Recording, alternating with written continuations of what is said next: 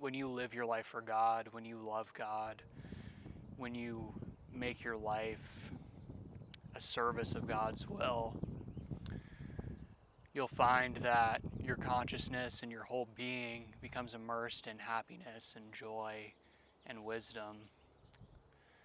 But the thing about it is, it doesn't just happen in one day at the snap of a finger. It's really a lifelong process, a gradual unfolding. And at first, when you begin your, when you begin your spiritual practice, your meditative practice, when you really start to embody the teachings that all the masters have taught us of how to live, of compassion for all living beings, and taking care of the body and taking care of the mind and soul, not letting the mind get caught up in all these downward pulling things, excessive sexual temptation, drug and alcohol abuse,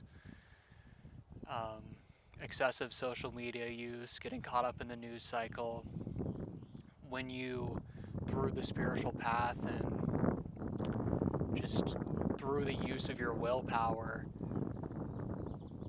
take your consciousness and reclaim that and take it away from those downward pulling forces, you'll find that one day you wake up and you're just much happier and much more joyful, and your life has completely changed. And it didn't happen overnight, but one day you'll look back and see that everything's changed, and it might look like nothing's changed. If someone's looking at the external circumstances of your life, maybe you don't have a lot of money, maybe you're not an executive in your career, but you have God's love and you have that love for God, and that changes everything, because then no matter where you're at, you're happy and you're joyful and you have a positive impact on everybody around you. Because everything else in this world can be taken away from you. You can make a lot of money and you can lose it in a day. You can lose your health. You're guaranteed to lose your life at some point. But what you'll never lose is your love for God and your uplifted state of consciousness that you've worked to develop. Every spiritual effort you make in this life will have an eternal impact. And every material effort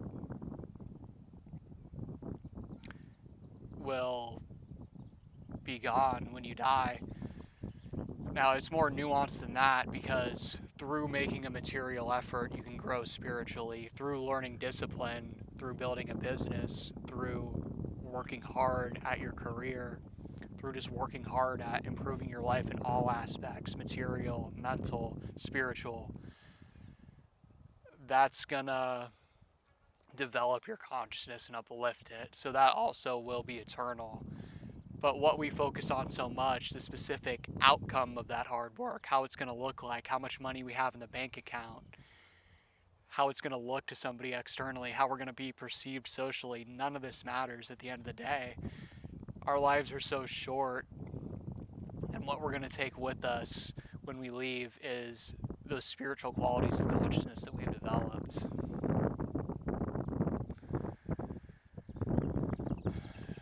Now, I want to talk about an insight that I've come to very recently,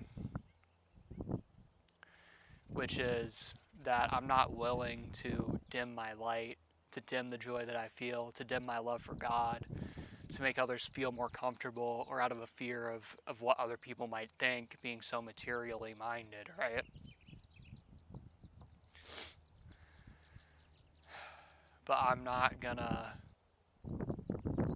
dim that love I have for God. That's something I feel in my heart, and I believe that it's my purpose to spread that through the world, through many different means, through also psychological depth and understanding, because healing that psychological neurosis, I've been doing a lot of study in that area as well. Through healing that, you'll come to love God and love the universe more, because those downward pulling sort of spirals that you were falling into, you You've worked through that. And so what's left? What's left when all of your personal attachments and neurosis are dissolved? All that's left is love. Because that's what everything's made out of. God made me and you and everything around us. These trees and this grass and the books I'm reading, all of it came from God because everything was one. And God created us as a sort of play so that we may eventually find ourselves back to Him. Even suffering is love. The only reason that God makes us suffer is so that we'll turn to Him. It just depends, and there's no shame in needing to go through life to learn your lessons. That's what this experience is for. So yeah, we all make mistakes and we all think that this thing over here is going to make us happy and this over here is going to make us happy. And maybe it does make us happy for the time, but the happiness itself came from God because God created all these things in the first place. So what we really want is Him and His joy, any joy that we feel in attaining any object, in achieving any goal. That joy is really God's love, and we can come directly to Him and tap right into that love if we just learn how, if we can just get past, I don't know if you guys saw that bee just kind of climbed up right next to the camera, but yeah, we can just learn to go directly to God through, and this is why I believe that meditation is so important. And no doubt there's many spiritual paths, there's many practices that can get you to come into with God's love. But meditation is a specifically powerful one because you're really just focusing in. And what meditation is, I've talked about this in my last video, is concentration upon God or upon an aspect of God. So through your meditative practice, you're attuning yourself with that higher reality, and when you just make that a consistent practice day in and day out, you're going to notice that you're able to carry that through the day and just pray to God through the day, and notice God's presence in your life manifesting as all the connections you make, all the people you meet, all the circumstances that you find yourself in. And if you want to heal yourself, ultimately the only way to do that is through God. Because anybody that heals you, a doctor or a chiropractor or whoever, or a life coach, it's still God acting through them to heal you. It was only His healing energy that made it possible. And God's healing energy is unlimited. So when you can learn to connect more directly to that source, you can access that healing power, and you'll find that just miracles are possible and that the things you prayed for really do come into fruition. I had prayed to have bodily tensions throughout my body alleviated, and God's shown me how to do that through various different modalities, through a chiropractor that I'm going through, and just recently through a retreat that I was on, one of the guys did a workshop on TRE, trauma release exercises, and I've been doing that, and I've been found that that's a great way to really relieve that tension that's kind of stuck in the shoulders and the neck. But I see God's presence behind that because this is something that I prayed for, and there was times where I wondered, is this a good thing to pray for, or is this just my bear to burden, right? And I even told God that if this is just what I have to deal with, then so be it. I'll happily carry that burden. But God's been very good to me in manifesting the exact right circumstances in my life that I need to really heal myself mentally and physically and prepare myself to spread God's love into the world and bring others closer to that realization and that higher reality. Because God's love is meant to be shared as well. It's meant to be going back to that don't dim your light and don't hide your love for God or just your love in general for human beings, whatever it is. Don't hide that, because that's meant to be shared, and that's how each one of us can make a difference even if we're not changing the world, even if we're not reaching millions of people, those daily interactions we have that we can just bring in a little bit more love and compassion and joy and wisdom into will have a ripple effect outward. And in that way, by changing yourself, you'll change thousands. So our utmost responsibility is to change ourselves and elevate our consciousness, and just through that act alone, we'll naturally expand our circle of compassion and be able to bring joy to others.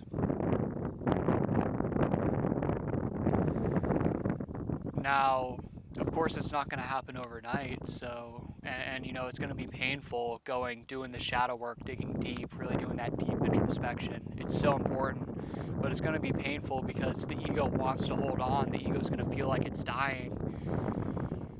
But when you have some realization of the love and joy that's underneath that, you'll be willing to do that work and willing to go through that pain, because the love that you'll find on the other side will just be so much worth it and so liberating.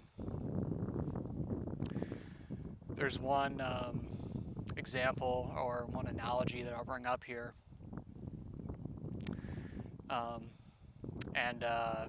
I heard this through the book Autobiography of a Yogi.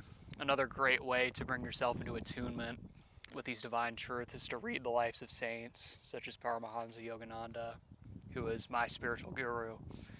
And Yogananda's guru, Sri Yukteswar, used the analogy that when we're trapped in our ego, we're like a bird in a cage.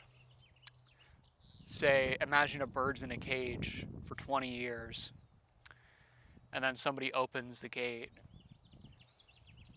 Then somebody opens that door. At first, that bird is just going to stay within its cage. It's not even going to fly out a little bit. It's just so accustomed to its comfortable, smaller cage that it's not going to be willing to explore. And this is the situation we find ourselves in. God's door of love and light and expansion is always open to us if we're willing to go there. It's not a problem that God's not willing to heal us and not willing to let us experience those higher realities. It's a problem that we choose to keep ourselves small and keep ourselves locked in that cage of the ego.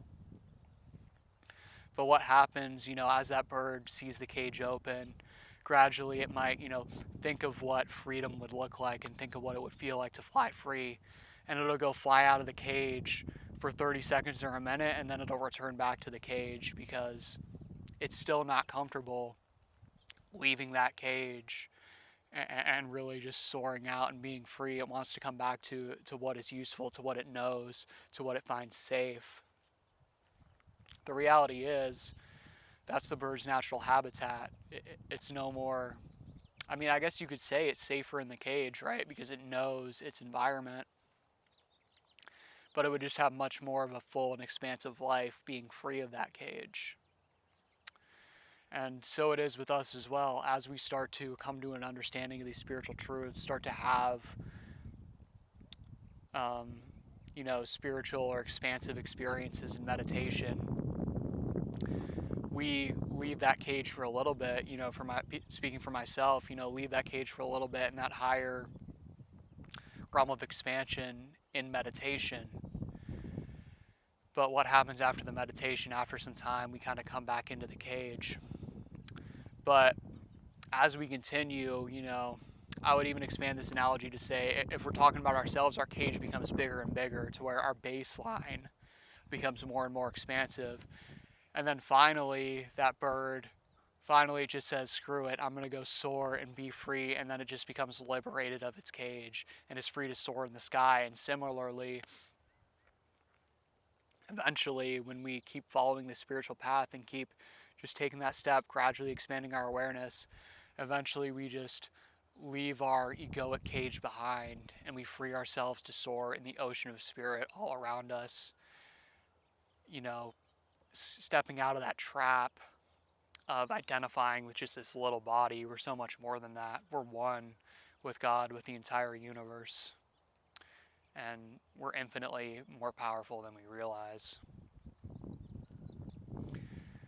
But there's so many traps we can fall into in this process. One of these traps is spiritual ego, or otherwise known as spiritual materialism, where spirituality, the ego is always trying to find a way to keep itself safe, to try to maintain its survival. It wants to survive. Everything in this world wants to survive as it is, right? So having these spiritual experiences, the ego is then going to want to say, oh, I'm so spiritual, and collect these, oh, and look at how many mystical experiences I'm having, and look at how spiritual I am, and how much knowledge I know. I've read all this scripture and I can really explain these spiritual concepts well. But does that spiritual ego, who's so proud of itself for being spiritual, does it really have realization of God inwardly and a supreme love for God? Maybe to a certain extent, but certainly not fully, because it's still more in love with itself and its idea of what spirituality is than really willing to surrender and immerse itself in the ocean of God's bliss. So yeah, again, this is where reading the lives of saints can help. Many of them will have explained these traps, and people that have fallen into them, or they themselves have at a time fallen into the trap. And this is how I really got started with deepening my spiritual path. This book, Autobiography of a Yogi. Of course, I ended up going really deep into it and accepting Yogananda as my guru and essentially my spirit guide. That's I prayed to him before I make this video, just allow me to, and speak through me to deliver a very impactful message to this audience. And I feel his guidance there every day. He's no longer in the body, but I commune with his essence in meditation. And this is where we really get to realize that the world's not as we think it is. It's not just a material plane, it's energetic, and you can reach people and send your energy out to people and receive their energy back, through the spiritual centers. It's not just, you can think of someone, maybe you've probably experienced a time where you've thought of someone and then suddenly they call you or suddenly they text you. It's not a coincidence. You're kind of sending that energy out through the ether and they picked up on that vibration and reached out to you. So this is possible on a much more profound level with thinking very deeply of a saint, thinking very deeply of a master such as Jesus Christ, Buddha, whoever it is that you're wanting to feel into their energy, whether they're in the body still or not. That imprint of their energetic presence is forever stored in God's memory, and you're always able to access that if you can detach yourself from your egoic mind and really one-pointedly focus on that individual. And what really helps is if you can visualize them in the spiritual eye to connect with them. And yeah, just another example here. God alone. This was Yogananda's most advanced woman devotee while he was in the body, Sri Anamata. And just reading how deep her devotion for God was, how much she loved God, and just how selfless she was in her service. It's just very inspiring, and it's very useful as an example. So reading, about the lives of saints can be a very good strategy. So I just opened to a random page, and let's read an excerpt here. This is Yanamata writing to Yogananda. My divine master, all my life, no matter how ill I was, and she struggled with a lot of illness, especially in her old age, and kind of weakness in the body, but that never, it's inspiring that she never lost her love for God or lost her faith at all because of that. No matter how ill I was, I never believed I was going to die, not even when my family despaired of my life. I always said, quote, I will be better in the morning, end quote. If I ever said, either then or after I came to you, that I would like to die, it was the expression of the desire to escape from suffering. It was not until after I came to the hermitage that the thought of death definitely came to me. You once referred to that time as the breaking up period. Of course, I did not dwell upon the idea. It just came to mind once in a while. I read long ago that one could not prevent birds from flying over one's head, but one need not let them make nests in one's hair. It's funny, another bird analogy there. One could not prevent birds from flying over one's head, but one need not to let them make nests in one's hair. I think it was about 2 years ago that the idea came in a more permanent form to me. It was as if I had been sitting quietly in my room, and the door had opened for an unexpected visitor. This was repeated many times. It seemed natural to me to think, at my age, that I might be going to leave the body. I don't remember wishing to die. But if I did, it was only at some moment of weariness or illness as a means of escape. I never, and this I earnestly ask your holiness to believe, I never tried to die. I never refused or tried to refuse your blessed healings when they came. I was ever receptive to you and tried to be more so all the time. I am not capable of such black-hearted ingratitude towards the one whom I have taken refuge. This is one of the basic thoughts or ideals that is always with me, unchanging, fixed. And there's a couple more paragraphs, but I'll stop that there. So yeah, you can see, even how ill she was, she didn't, that was a rather harsh example that I turned to, but she didn't let even the fact that people around her thought she was going to die, that she was severely ill, she still had so much love and devotion for God and for her guru, and, just examples like that are very inspiring.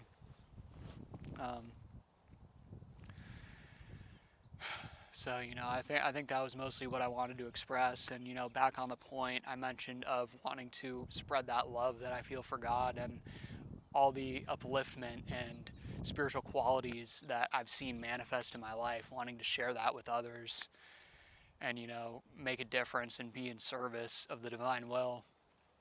I'm starting my own spiritual fellowship group on May 2nd. And I decided recently, just thinking about it, I'm going to make that, there's going to be a weekly call associated with that, and I'm going to make that call 2 hours instead of an hour and a half, because I want to leave time for a 45 minute to an hour meditation, the first half of that. And then we'll go into a journaling or some sort of practical exercise, whether it's something psychological, something spiritual, something just identifying your values, or visualizing your future. I have a lot of ideas in mind, or, a journaling exercise of things or addictions you want to let go, and, a combination of all that sort of stuff. Then we'll go into reading from a spiritual text and discussing that with a group. And then we'll go into an open Q&A satsang format. So if that's at all interesting to you, please reach out to me. I'd like to talk to you about it, and I'd love to have you in that group. And, it's going to be just a very small, intimate group to begin with. I don't have a lot of clients for it yet, but regardless, I'm very excited to get started. And if you've made it this far, I really think that you would greatly benefit from being a part of this group if you're looking for spiritual growth and just all around personal development. If this resonates, please reach out to me on Substack or on Instagram. Love to talk to you and connect.